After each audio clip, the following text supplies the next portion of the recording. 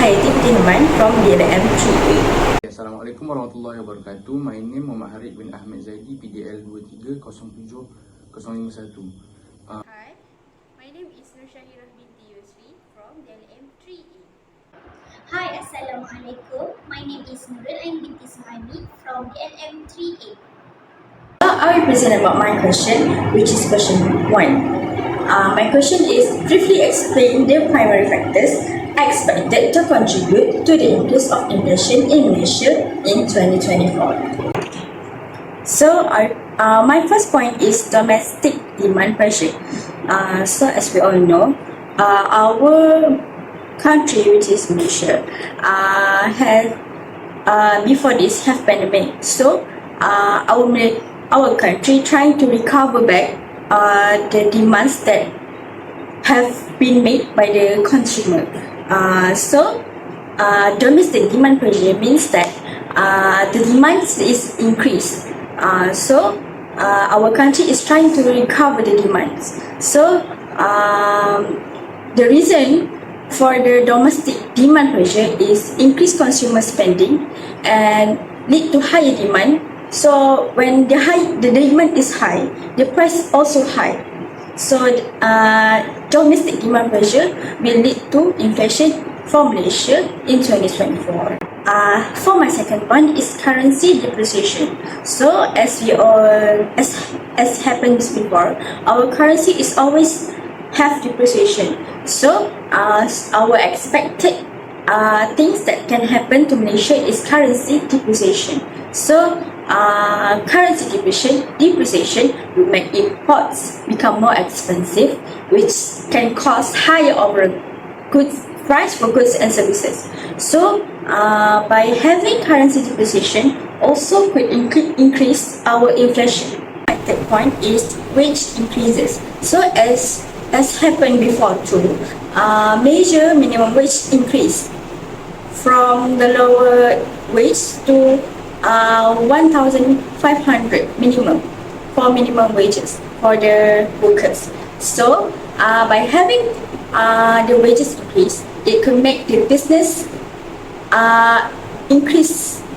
It could make the business increase their price to gain higher profit. By gaining higher profit, the business could afford to pay the wages higher. Because the wages increase, so the company is expected to increase the wages.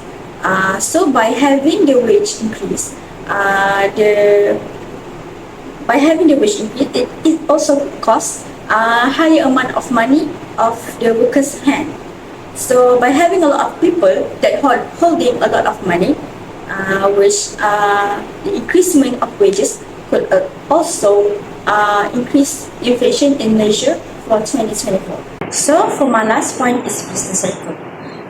As I find from chapter 5 in Macroeconomics, business cycle have 5 phases. So during the business cycle happen, the government may applicate monetary policy. So as we all learn from macroeconomics before, monetary policy is lower interest rate. So by making the interest rate lower, it will make the borrower become cheaper.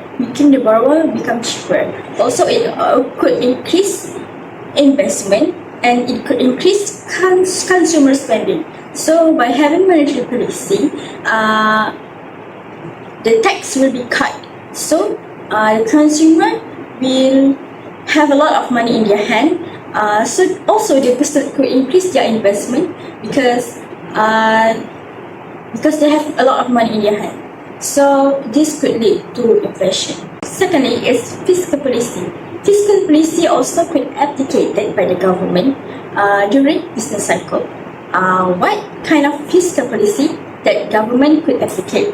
Which is I think expansionary fiscal policy, which is tax cut and tax cut. So by lowering the tax, the people will have buying power.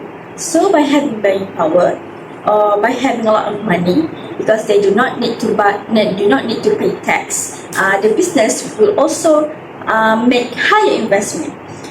So by having fiscal policy, inflation could increase in Malaysia for 2024. So during the business cycle, there is one phase which is called expansion.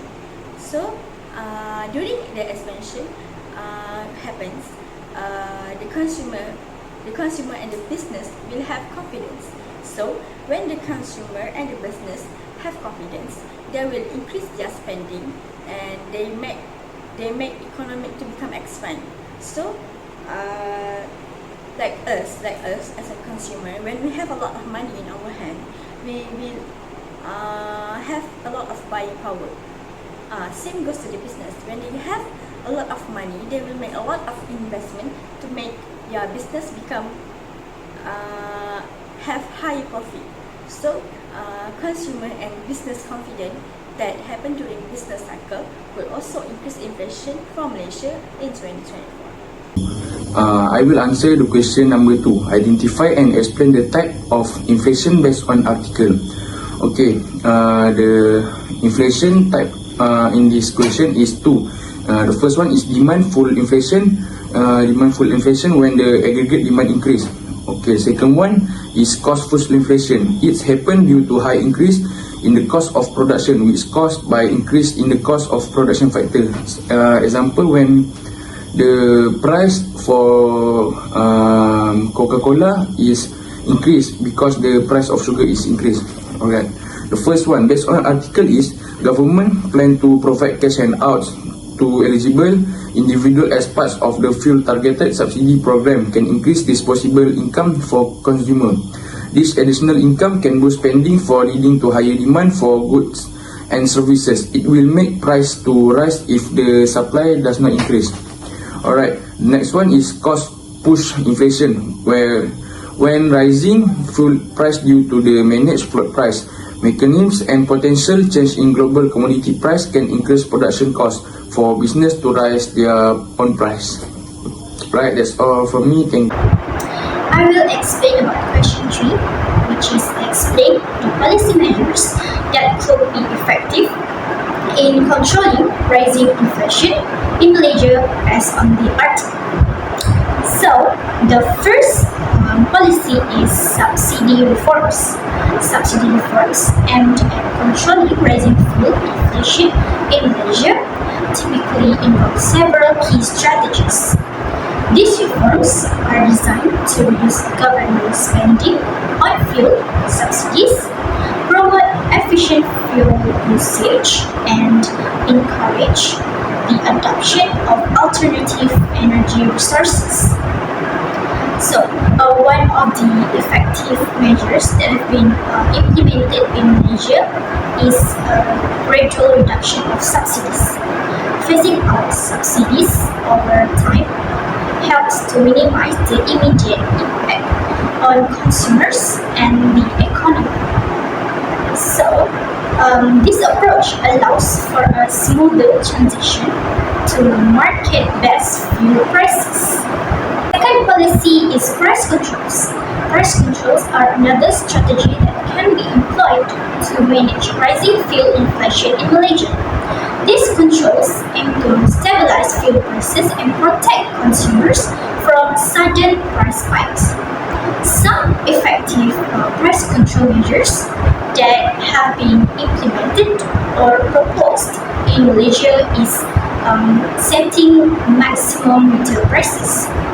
The government can set a ceiling price for fuel to prevent prices from rising above a certain level. This ensures that fuel remains affordable for consumers even when global oil prices increases. So, the second effective price control measures is automatic price mechanism, or also known as APM. An APM adjusts fuel prices regularly for, like example, weekly or monthly based on changes in global oil prices and other factors like exchange rates and taxes. This helps to smooth out price fluctuations and provide more predictability for consumers and businesses. is tax adjustments. Tax adjustments are a crucial tool in managing rising fuel inflation in Malaysia. By strategically altering taxes on fuel, the government can influence retail prices to cushion the impact of global price fluctuations. So, one of the effective measures is reducing fuel taxes. When global oil price rise sharply, the government can temporarily reduce excise duties or other fuel taxes. This reduction helps to absorb part of the cost increase, preventing retail fuel prices from spiking and thereby easing the financial burden on consumers. So, secondly, flexible tax rates. Implementing a variable tax rate that adjusts according to global oil prices can help stabilize domestic fuel prices. When oil prices are high, taxes can be reduced. When oil prices are low, taxes can be increased. So, this approach maintains more consistent retail prices over time. Lastly, I would like to present about question number 4. Describe the potential consequences of inflation on the affordability of essential goods and services in Malaysia. Raising inflation in Malaysia can have several important effects on the affordability of essential goods and services. First, higher price. The cost of basic necessities like food, healthcare, and transportation goes up, making them more expensive for everyone, especially those with lower incomes. Second, lower purchasing power. As price rise, the money people have doesn't buy as much as before, reducing their ability to afford the same goods and services. Thirdly, pressure on wages. Workers may need higher wages to keep up with rising costs. If wages don't increase, people's real income falls, making it harder to afford essential. Next, government spending. The government might need to spend more on subsidies to help people afford essential, which can strain the national budget. And last but not least, social inequality. Inflation can widen the gap between rich and poor, as wealthier people can better cope with rising costs, while poorer people struggle more. Overall, rising inflation makes it harder for people to afford essential goods and services, affect saving, and can lead to broader economic and social challenges.